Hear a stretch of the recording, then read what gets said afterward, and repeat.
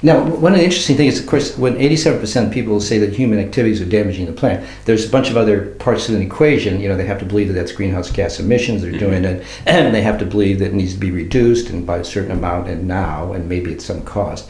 But the fundamental finding is really quite encouraging, and yet there seems to be a disconnect between that and the political response within Northern Ireland to environmental issues. I wonder why. Do you see that disconnect? One of the things that we've been working on is measuring what's called ecological footprint, so not just carbon footprint, but your general impact on the planet and your personal use of resources. And one of the stark findings of the research that's been done by WWF on what that resource use per head looks like is that in Northern Ireland, if everyone lived our lifestyles, we would actually need 3 planets worth of natural resources to sustain that kind of lifestyle. We had a project a couple of years ago working with communities to reduce their ecological footprint, and we found that through various ways of addressing their transport choices, their food choices, their energy choices, they could, through those personal choices and community choices, reduce their lifestyles down to around about a 2-planet lifestyle. But the third area of the planet, which is coming back to your point, the third planet, if you like, requires there to be policies and choices made by government and to some extent business. And I think that's what is lacking. So I think there's a willingness amongst people to act. I think there's a willingness to act in their own lives, but it needs to be met by the kind of choices on things like investment in public transport that would allow them to tackle that third planet. Yeah, and one of the interesting findings in that survey too was that really, I think it was like 55% of the people felt that the Northern Ireland government administration had some ability to influence change in climate change, but really 80% of industry did, and the UK government had 70%. So there's this perception anyway that Northern Ireland doesn't have a target for greenhouse gas emissions. It's the UK-wide. Nothing's imposed on. So seems to be a perception that maybe there's not much the government here can do, but I assume would think otherwise. Yes, I mean, one thing we very strongly campaigning for, and along with other NGOs, is to have a Northern Ireland climate bill.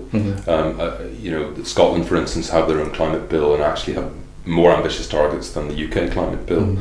I think given that we have such a wealth of potential renewables resources, that we could play quite a big role in this field. There are actually big low carbon opportunities for us.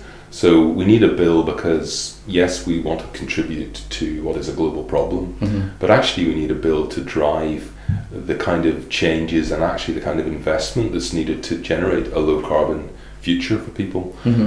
So very much there is a gap in not having that clear target at Northern Ireland level for climate, and particularly for associated energy policy as well. So those are two things that we feel are missing and need to be addressed.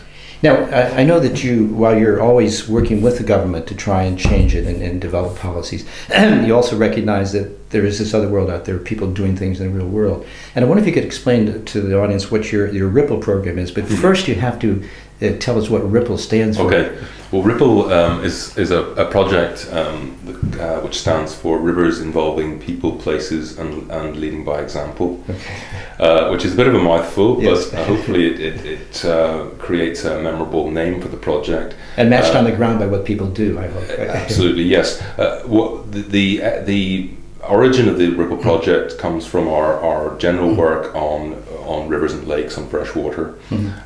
It was really driven by a European directive, the Water Framework Directive, which is designed to encourage all and to in fact insist that all EU member states bring their rivers up to a certain water quality, and not just a chemical water quality but also a biological water quality called good ecological status. And within that directive there is a requirement to involve local stakeholders in that process. What we wanted to do with the RIPPLE project was to actually find out where people were at as regards these issues, what was their connection to rivers, and could they actually play a direct role in trying to meet these European targets, which tend to be the domain of governments and documents that maybe sit on shelves. So Ripple is a 3-year project where we took quite a long time in engaging the people within a river catchment, the Ballinderry River to the west of Lough Neagh in the middle of Northern Ireland. And we actually involved over 300 people in the initial process of finding out people's existing understanding of the river, what the issues were, what their interests were that connected with the river, which were everything from fishing to recreational interests to kayaking, for instance, or even just historical interests that related to things on that river. And what we wanted to do was to get people to say what their priorities would be for the future of that river.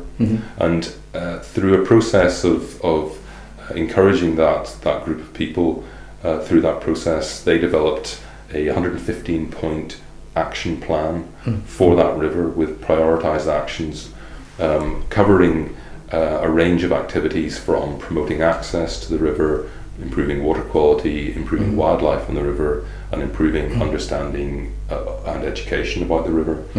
And so I think what the project demonstrated was that people had a very strong interest in the river. I think it also demonstrated people had lost their connection with the river over a generation or two. When people talked about their memories of the river from only maybe 40, 50 years before, people had used it on a daily basis, people had washed in the river, it was part of everyday life. In that time it had become a bit forgotten. So what we wanted to do, and I think succeeded in doing, was engaging those local people in developing a plan and actually involving in delivering the actions in that plan. So for instance, one of the actions was to remove a lot of the invasive plant species that are to develop in the river catchment, and people through the project have actually been trained up to do that. And I think what we've tried to do is take that message back up to government, which is trying to implement this European directive to say, you have a wealth of resources, you have an interest, people with an interest who are willing to help work with you to deliver these targets. Now, Geoff, one thing we might end on with is an issue you talked about earlier, this kind of sometimes inherent tension or imposed tension between economic development and growth and environmental protection. And there's recently the Planning Policy Statement number 24 that's been promulgated or put out for a draft consultation. Could you explain to the audience what that policy statement is and what it attempts to do? Okay, well, the new policy statement essentially is guidance for planning decisions in Northern Ireland, which in its current form appears to want to give determining weight in decisions to the economic objectives. And I think the concern is that it certainly as framed, it seems to contradict quite a lot of existing planning policy, which in our opinion rightly shows that there needs to be balance between economic, social and environmental outcomes in planning decisions, and that actually that's sensible from all three of those perspectives as well. I think we're concerned that to give precedence to economic considerations in every case may actually be illegal in a number of cases, because clearly there is environmental legislation to protect certain areas from inappropriate development. But I think fundamentally what concerns us is that it's really moving us away from what we really need in a modern economy, and that's a balanced approach to sustainable development. It does seem a step backwards in some ways, but we know the WWF and yourself will be watching that very carefully for the rest of us. Geoff, thanks for talking to us today. Thank you.